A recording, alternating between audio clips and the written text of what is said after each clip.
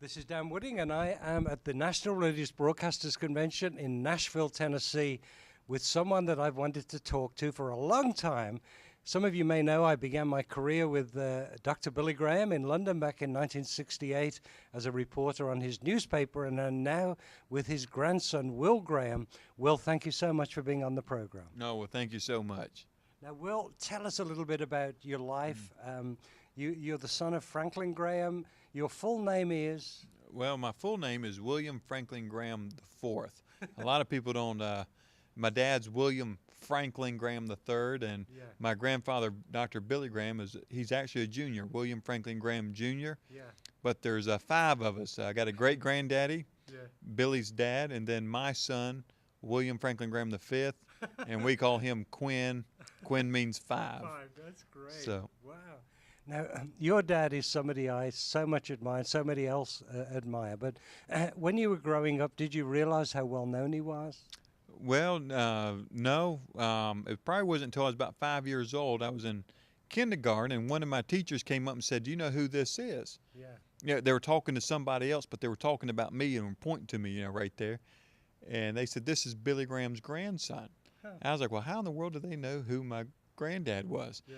And so, but no one, I went to a public school, and no one really cared who your granddaddy was. They want to know if you had the latest Nintendo game or Sega game or something like that. So I probably didn't realize the influence my granddaddy had. I knew that my granddaddy was famous. I knew he did crusades. I know he knew many presidents and kings and queens of countries and stuff. But probably wasn't until I got to college when I went to Liberty University, a Christian school here in the United States. And then I saw the impact that my granddaddy had on the Christian world, and it was a lot bigger than I had even imagined. And so, so my perception of my granddaddy changed a little bit in college. Not for the worse, but just a more complete perception of who my granddaddy really was. And love him dearly. He's a wonderful man. Now, your dad was a rebel at one time. Were you a rebel growing up? No, and my dad still is a rebel at times, I think, sometimes.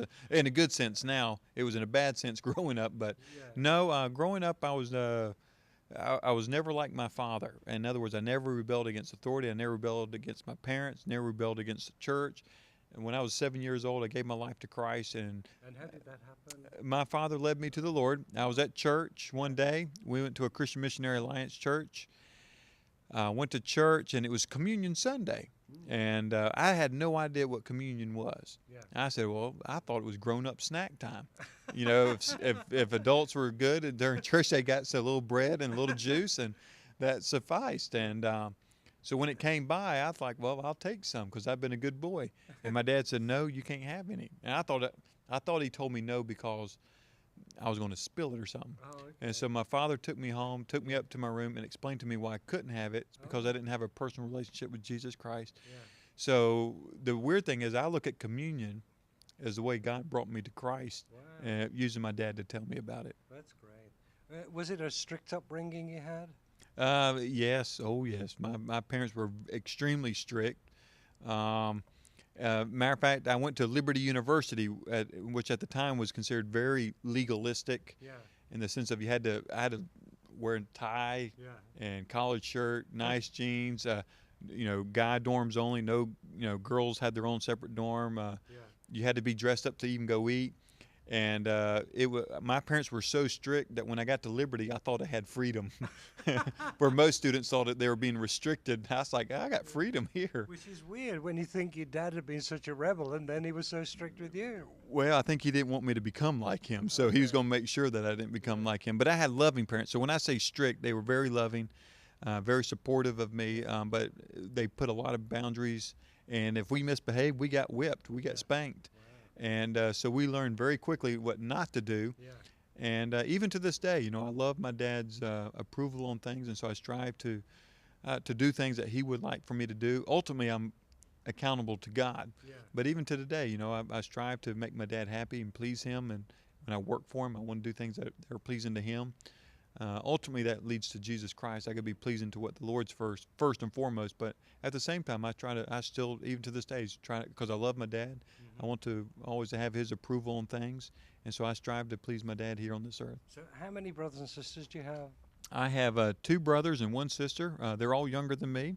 The next oldest is Roy Graham, and he works for the Billy Graham Evangelistic Association in Charlotte. He's kind of behind the scenes. He's not a public speaker. My brother Edward works for Uncle Sam. He's U.S. Army, and so he's about to go on his 5th tour into the Middle East. And then my sister Sissy, she works a little bit with Samaritan's Purse. She does 1 or 2 projects a year with them, but she's married to a NFL football player, American football player, and so she's so it's a different life. That's not too many people get to play professional sports, and my brother-in-law plays professional sports. So, what are your earliest memories of going over to Montreat and seeing your granddad and Ruth? You know, your grandma. What was the very first time you can remember being there? Well, boy, my earliest time I can remember was I was probably about 4 or 5 years old, or even younger, 3 or 4 years old. My parents were living on their property. They had another home. It's no longer there. Yeah. And when I say a shack, it was a shack. Yeah. I mean, they had. I remember waking up and I had a snake skin where a snake had shed its skin right beside me when I slept.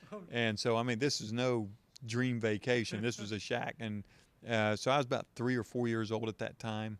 But they've always been a part of my life, so I'm not sure if there's one time that sticks out more than any other, but for being my first memory. But I have a lot of fond memories being with my grandparents, and they were always, to me, for us grandkids, we called them Tete, which was for my grandmother, which is Chinese for old lady, which is a sign of respect in China. But we called my granddaddy Daddy Bill. And so to me, they were not Billy Graham or Ruth Graham. They were Daddy Bill and Tete, or Teddy. And they were always grandparents to us as grandkids. They loved on us just like any normal grandparent would love their grandchildren. And they were always very gracious, very hospitable, and very patient. But I think their kids made them patient for their grandkids. Did Billy ever talk to you about what a difficult person your father was? Did he ever talk about that? No, not him as much. No, when I was growing up, my granddaddy was never home very much. So it's very rare for him to be home. Now, on the other hand, my grandmother, Ruth, was home very much.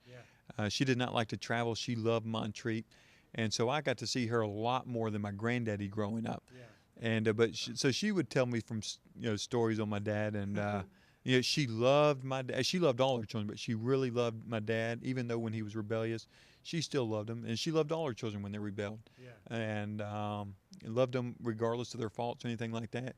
She never held it against anybody, and that's one of the things I love about my grandmother. She could make the princess and take a prostitute, put them in the same room, and both make them feel warm and invited, and very comfortable with each other. My grandmother had the ability to talk to the lowest people to the highest people, and very kind. When she was getting very, very sick, how was she then? Was she able to talk or anything, or what happened? Yeah, my grandmother was able to talk to the moment she went before the Lord, and but she had her health had deteriorated over years, and even for about the last 3-4 years of her life, I mean, she was miserable, but she never, ever complained. Never once ever complained. And you could see her grit her teeth once in a while, but she would never say anything. And the reason is because in her bedroom, she had a crown of Jerusalem thorns, the same ones that were put on Christ's head. Not literally, but ones like it. And she had them up on the wall, and she would look at those. Every time she felt like complaining, she would look at those things and said, if he could endure that, then there's no way I'm complaining about what I'm going through right now. So my grandmother, she was a very spiritual lady, but very practical in her theology. And that's one of the ways that she reminded herself about the sufferings of this world are, in all respect, are pretty temporal.